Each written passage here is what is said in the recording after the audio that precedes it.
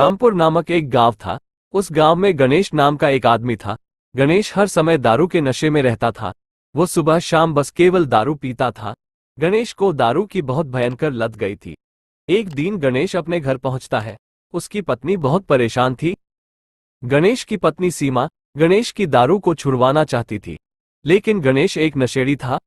अरे तुम कौन हो और मेरे घर पर क्या कर रही हो? चलो मेरे घर से बाहर निकालो, नहीं तो धक्के देकर बाहर निकाल दूंगा। अरे तुम्हें पता है कि मैं कौन हूँ? मैं तुम्हारी पत्नी हूँ। तुम इतनी दारू क्यों पीते हो कि अपनी पत्नी को भी भूल जाते हो? अभी चप्पल से मारूंगी, तुम्हारी सारी दारू निकल जाएगी यहीं पर। फिर वो दोनों लड़ने झगड़ने लगते हैं। लड़ते लड़ते अगली सुबह हो जाती है, लेकिन अगली सुबह भी गणेश दारू पीने लगता है। सीमा उसे बहुत डांटती है। अगर आपने अब कभी भी दारू पी तो मैं अपने घर चली जाऊंगी और वापस तुम्हारे पास कभी नहीं आऊंगी। या तो तुम्हें दारू छोड़नी होगा या मुझे माफ कर दो, मुझसे बहुत बड़ी गलती हो गई। मैं कभी भी दारू नहीं पीऊंगा। इस दारू ने मुझे बर्बाद कर दिया। मैं आज के बाद दारू को कभी हाथ भी नहीं लगाऊंगा। गणेश अपनी पत्नी सीमा की बात मान लेता है। अब गणेश ने दारू छोड़ दी थी। फिर अगली सुबह हो जाती है। अरे सीमा, मैं चलता हूँ, आज कंपनी में बहुत काम है, इसलिए मुझे आने में देर हो जाएगी।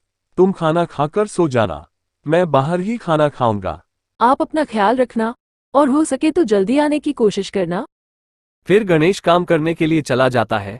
दिन भर सारा काम खत्म करके गणेश रात को अपने घर लौट रहा था। वो जंगल के रास्ते से आ रहा था। अरे दारू पीने की बहुत इच्छा हो रही है, पर क्या करें, पत्नी की कसम खाई है। दारू तो नहीं पिएंगे, लेकिन दारू के बिना कुछ अच्छा भी नहीं लग रहा है। चलो एक काम करता हूँ, दारू को छोड़ता हूँ, एक सिगरेट पी लेता हूँ, थोड़ी तो शांति मिलेगी। फिर गणेश सिगरेट पीने लग जाता है। कुछ देर तक सिगरेट पीने के बाद गणेश सिगरेट को एक गोले के माफिक बनाकर उसे दूर फेंक देता है। दूर फेंकने के कारण एक चिंगारी की वजह से आग लग जाती है और उस आग से एक चुड़ैल बाहर आ जाती है। वो सिगरेट एक पुतले के ऊपर फेंक देता है, जिसके कारण पुतले से वो चुड़ैल आजाद हो जाती है। अरे धन्यवाद जी, इस किसी ने भी मुझे उस पुतले से आजादी दिलाई। मैं फिर से उस पुतले से आजाद हो गई। ये पूरा जंगल मेरा है और मैं इस जंगल की रानी हूँ। अब मैं किसी को भी जंगल में नहीं आने दूंगी। मैं सबको कच्चा चबा जाऊंगी। मैं फिर से आजाद हो गई। वो चुड़ैल जंगल में फिर से जाग गई थी। फिर गणेश भी अपने घर पर आ जाता है। अरे आप तो बहुत लेट हो गए और खाना भी नहीं खाकर आए हो। चलो मैं आपके लिए खाना लाती हूँ। सीमा गणेश के लिए खाना लेने के लिए रसोई में चली जाती है। गणेश खाने का इंतजार कर रहा था। फिर अगली सुबह हो जाती है और गांव वाले हमेशा की तरह अपनी गाय को जंगल में चराने के लिए भेज देते हैं। फिर शाम हो जाती है। गांव के सभी लोग मुखिया जी के पास आकर बैठ जाते हैं। मुखिया जी पूरे गांव का ध्यान रखते थे। मुखिया जी सच्चे एवं एक अच्छे इंसान थे। अरे मुखिया जी, शाम हो गई लेकिन अब तक हमारी गायों को कब का आ जाना चाहिए। अरे हाँ, तुम सही कह रहे हो। एक काम करो, तुम जाओ और हमारी सभी गायों को लेकर आ जाओ। फिर ग्वाला गाय को लेने के लिए जंगल में चला जाता है। फिर सभी गायों का इंतजार कर रहे थे।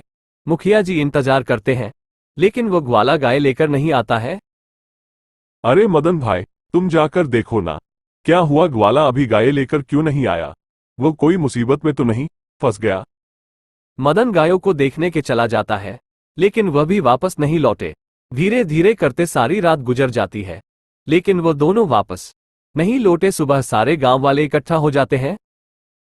अरे क्या हुआ मुखिया जी, आज आपने इतनी सुबह सुबह हम सब लोगों को यहाँ पर क्यों बुलाया है? अरे मैं कल शाम को मदन और ग्वाले को गाय लाने के लिए भेजा था, लेकिन वो अब तक नहीं लौटे। मुझे कुछ गड़बड़ लग रही है। तभी वो ग्वाला दौड़ते हुए मुखिया जी के पास आ जाता है। अरे ग्वाला, क्या हुआ, तुम इतनी तेज दौड़ते हुए क्यों आए? क्या तुमने कोई भूत देख लिया? अरे मुखिया जी, क्या बताऊं, हमारा पूरा जंगल भूतिया हो गया है। वो चुड़ैल फिर से लौट आई है। भूतिया जंगल की बात सुनकर सारे गांव वाले के सर से पसीना टपकने लग जाते हैं। सब डर जाते हैं। मुखिया जी, वह चुड़ैल फिर से लौट आई है और वह हम सबको मार डालेगी। उसके पूरे जंगल को भूतिया बना दिया। अरे मेरी मानो तो यहाँ से चले जाओ, वह चुड़ैल पूरे गांव को भूतिया बना देगी। यहाँ से जान बचाकर भागो। फिर वो सभी लोग गांव को छोड़कर जाने लगते हैं। अरे तुम लोग कहाँ जा रहे हो? हमें एक होकर उस चुड़ैल का सामना करना होगा। अरे गांव वाले छोड़कर चले गए, लेकिन तुम मत जाना, हम उस चुड़ैल को सबक सिखाएंगे। फिर ग्वाला व मुखिया जी जंगल की तरफ चले जाते हैं। जंगल में देखते हैं कि वहां पर मनुष्य की हड्डियां पड़ी थी। तभी उनके सामने वो भयानक चुड़ैल आ जाती है। आ जाओ, तुम लोगों को भी मैं कच्चा चबा जाऊंगी। तुम्हें हमें खाने से पहले तुमसे भी बड़ी एक चुड़ैल का सामना करना होगा। वो चुड़ैल तुमसे भी ताकतवर है। मुझसे भी बड़ी चुड़ैल इस जंगल में कभी नहीं आ सकती। यहाँ पर सबसे ताकतवर चुड़ैल मैं ही हूँ। तभी वो चुड़ैल जंगल में दूसरी चुड़ैल को देखने लगती है। तभी मुखिया जी एक जादुई बबूत को उसके बालों में लगा देते हैं, जिसके कारण वो चुड़ैल फिर से छोटी हो जाती है। और मुखिया जी चुड़ैल को डब्बे में बंद कर देते हैं और चुड़ैल चिल्लाने लगती है। फिर मुखिया जी एक खड्डा खोदते हैं और उस चुड़ैल को फिर से उस गड्ढे में डाल देते हैं। उसके बाद वो जंगल सही हो जाता है और चुड़ैल कभी नहीं लौट पाती है।